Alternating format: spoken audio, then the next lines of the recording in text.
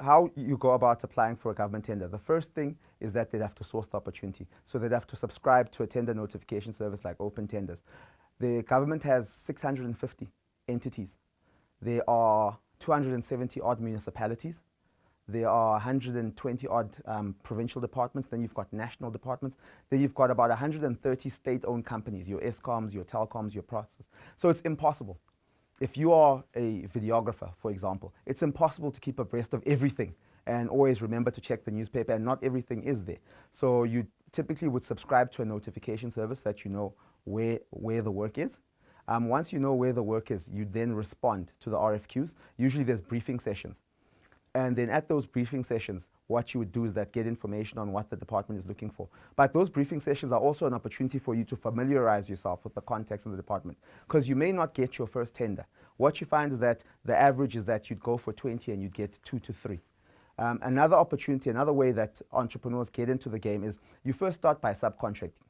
It's an example, a perfect example of that is the building industry. With building, you have to increase your grade.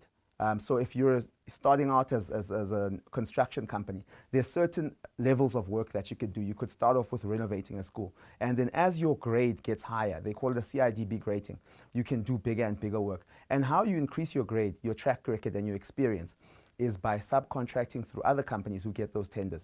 And then ultimately, what a small business could do is tender themselves. Because the reality of the fact is that some businesses are too small to handle a large tender. As I said, the threshold for provincial tenders is $500,000. For national tenders is 1 million rand.